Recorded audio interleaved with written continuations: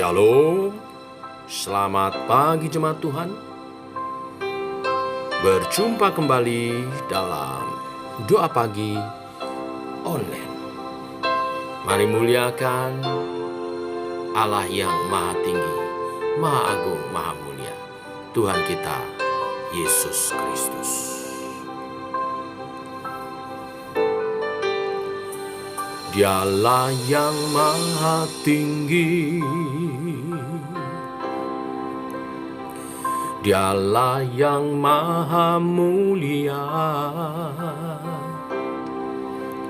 Dialah Yesus, Raja Damai. Dialah yang maha besar, Dialah yang maha suci, Dialah Yesus, luar biasa.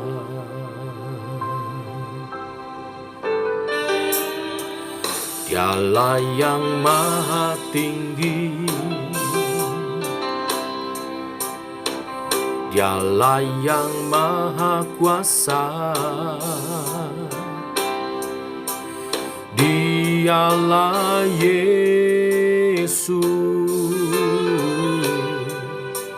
Raja Damai.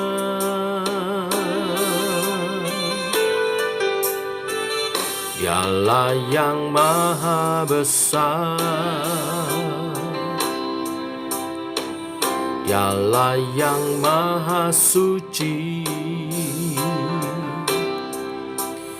Dialah Yesus, luar biasa.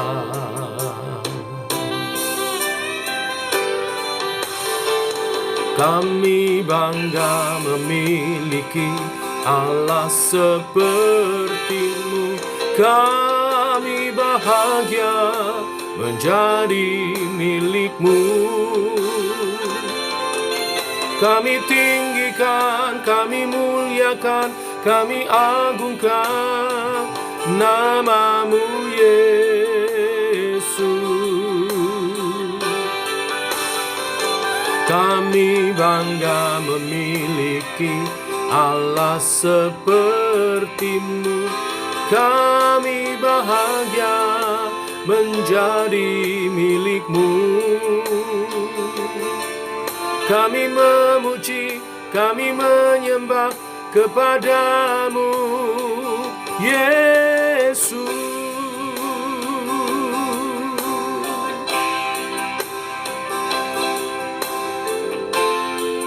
Engkaulah Allah yang maha adil, maha mulia, maha agung, dan maha kuasa. Engkaulah Yesus Tuhan kami. Engkau berkarya atas keselamatan umat-Mu.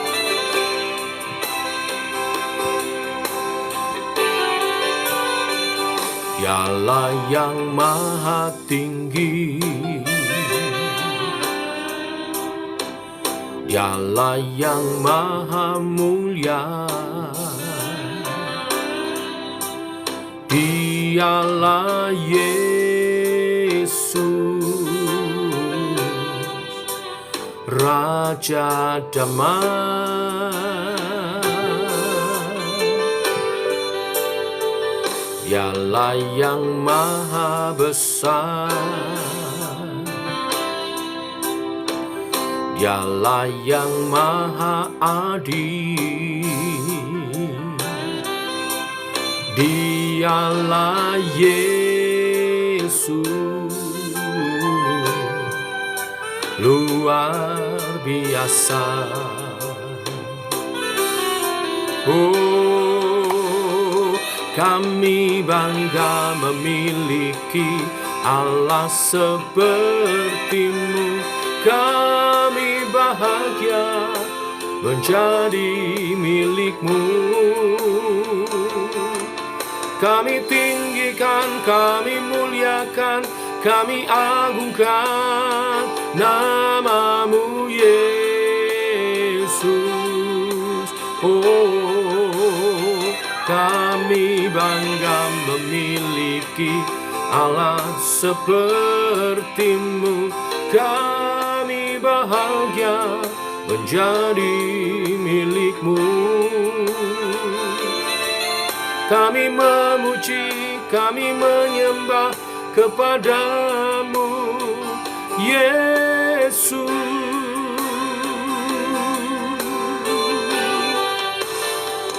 Kami bangga memiliki Allah seperti-Mu.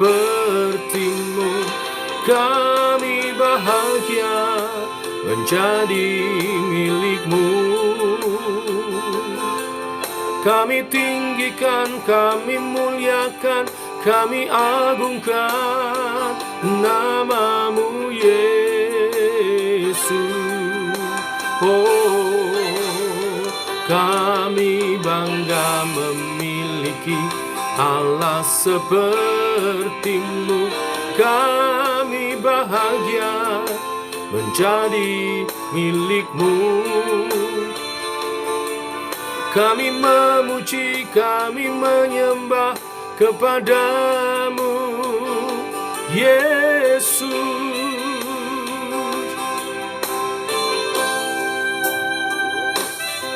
Kami memuji, kami menyembah kepada-Mu Yesus.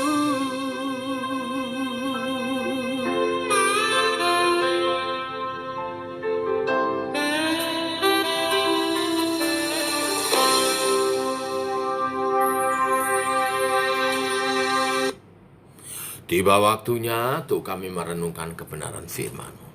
Firman-Mu adalah suluh dan terang bagi jalan kami. Berfirman Bapa, kami rindu mendengarnya. Dalam nama Tuhan Yesus Kristus. Amin.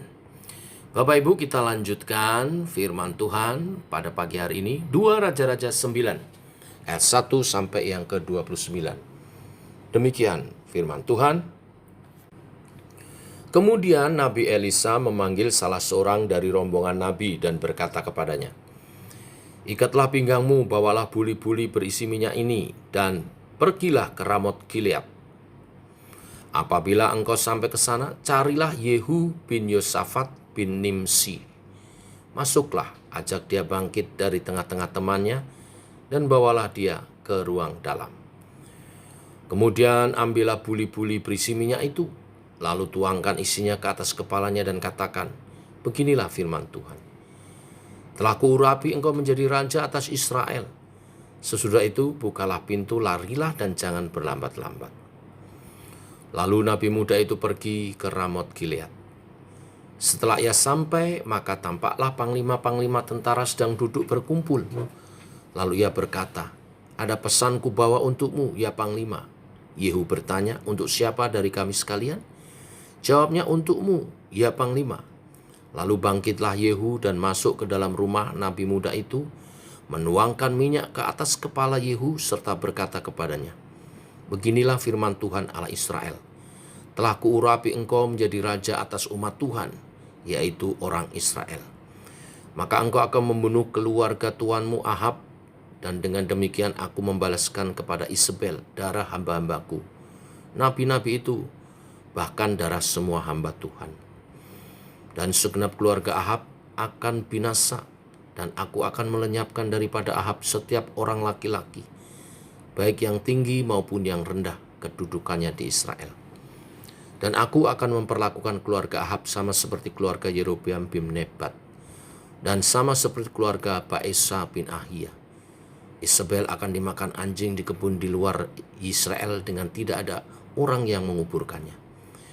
Kemudian nabi itu membuka pintu lalu lari.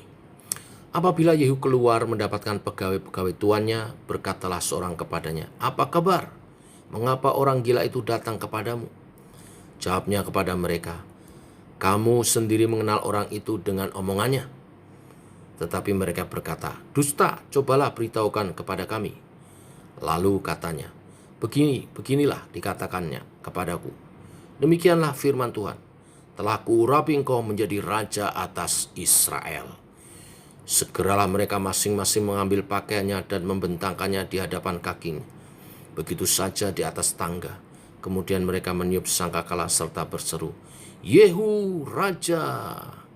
Demikianlah Yehu bin Yosafat bin Nimsi mengadakan persepakatan melawan Yoram. Adapun Yoram sedang berjaga-jaga di Ramot Gilead bersama-sama dengan segenap orang Israel menghadapi Hazael, raja Aram. Tetapi Yoram sendiri telah pulang ke Yisrael supaya luka-lukanya diobati yang ditimbulkan orang Aram pada waktu ia berperang melawan Hazael, raja Aram. Yehu berkata, "Jika kamu sudah setuju, janganlah biarkan siapapun meloloskan diri dari kota untuk memberitahukan hal itu ke Yisrael."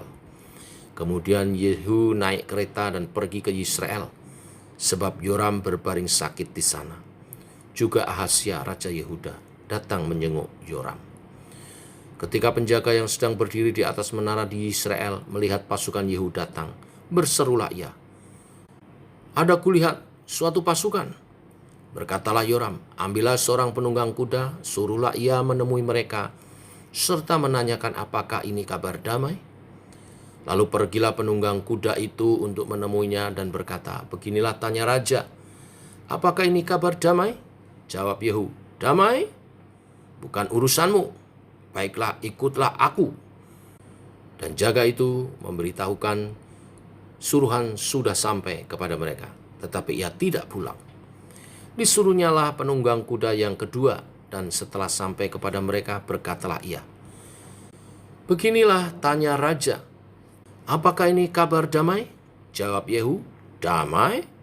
Bukan urusanmu. Baiklah, ikutlah aku." Dan jaga itu memberitahukan sudah sampai ia kepada mereka, tetapi ia tidak pulang. Dan cara memacunya adalah seperti cara Yehu, cucu Nimsi, memacu, sebab ia memacu seperti orang gila.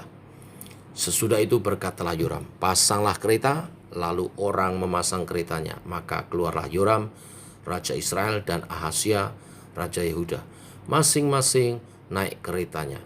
Mereka keluar menemui Yehu, lalu menjumpai dia di kebun Nabot, orang Yisrael itu. Tak kala Yoram melihat Yehu, bertanyalah ia, "Apakah ini kabar damai, hai Yehu?" Jawabnya, "Bagaimana ada damai selama sundal dan orang sihir ibumu Isabel begitu banyak?" Segera Yoram berputar dan mau melarikan diri, sambil berseru kepada Ahazia, "Itu tipu, Ahazia!" Tetapi Yehu menarik busurnya dengan sepenuh kekuatannya, lalu memanah Yoram di antara kedua bahunya, sehingga anak panah itu menembus jantungnya. Maka rebahlah ia di dalam keretanya. Kemudian berkatalah Yehu kepada Bidkar, perwiranya, "Angkat dan lemparkanlah mayatnya ke kebun Nabot, orang Yisrael itu, sebab ketahuilah bahwa pada waktu aku dan engkau berdampingan menunggang kuda mengikut Ahab, ayahnya, maka Tuhan telah mengucapkan terhadap dia hukuman ini. Sesungguhnya aku telah melihat darah Nabot dan darah anak-anaknya tadi malam. Demikianlah firman Tuhan. Maka aku akan membalasnya kepadamu di kebun ini. Demikian firman Tuhan. Oleh sebab itu angkat dan lemparkanlah mayat ke kebun ini sesuai dengan firman Tuhan." Ketika Ahazia raja Yehuda melihat itu, maka ia pun melarikan diri ke arah Bet Hagan. Tetapi Yehu mengejarnya sambil berkata, "Panahlah dia juga." Maka mereka memanah dia ke atas keretanya di pendakian ke Gur dekat Yibleam. Ia lari ke Megiddo dan mati di sana. Para pegawainya mengangkut mayatnya ke Yerusalem, lalu mereka menguburkan dia dalam kuburnya sendiri, di samping nenek moyangnya di kota Daud. Adapun Ahazia menjadi raja atas Yehuda dalam tahun ke-11 zaman Yoram bin Ahab. Amin. Bapak Ibu, Tuhan telah menentukan bahwa waktu bagi keluarga Ahab telah berakhir. Sekarang seluruh keturunan Ahab dimusnahkan, sebagaimana yang telah dinubuatkan oleh Elia di 1 Raja-Raja 21 ayat 21. seluruh dinasti Ahab akan putus dan tidak akan ada penerus bagi nama Ahab. Tuhan telah memilih seseorang untuk melaksanakan hal itu, yaitu Yehu, yang akan diangkatnya menjadi raja Israel. Elisa, nabi Tuhan, memerintahkan seseorang dari rombongan nabi untuk pergi dan mengurapi Yehu menjadi raja atas Israel. Mengapa bukan Elisa sendiri? Bukankah mengurapi raja Israel adalah pekerjaan yang besar? Elisa tidak melakukan sendiri karena kedatangannya ke Ramot Gilead bertemu dengan panglima perang Israel tentu akan menjadi berita besar. Itulah sebabnya Elisa mengutus salah satu dari rombongan nabi itu, karena dia tidak dikenal dan kedatangannya tidak akan menyolok seperti kalau Elisa yang datang. Elisa berpesan agar nabi itu membawa buli-buli minyak, menuangkannya kepada kepala Yehu dan mengatakan, beginilah firman Tuhan. Ya, di ayat 3 tadi jelaskan. Elisa mengingatkan agar nabi itu jangan berlambat-lambat dan segera lari setelah dia melakukan semua tugasnya. Mengapa harus segera lari? Karena mengurapi raja selagi seorang raja bertahta adalah tindakan pemberontakan yang akan dikenai hukuman mati. Itulah sebabnya Elisa memerintahkan nabi itu untuk segera berlari karena tugasnya sangat berbahaya. Apabila diketahui Raja Yoram, Yehu diurapi menjadi raja menggantikan Yoram. Kenapa? Karena rajalah yang akan menyatakan keadilan Tuhan bagi bangsanya. Yehu bukan saja akan menghukum keluarga Ahab, tetapi juga akan menjadi raja menggantikan Yoram anak Ahab. Kegiatan Yehu yang menghancurkan ibadah kepada Baal membuat Tuhan mengizinkan ada 4 orang keturunan Yehu yang boleh naik tahta nantinya.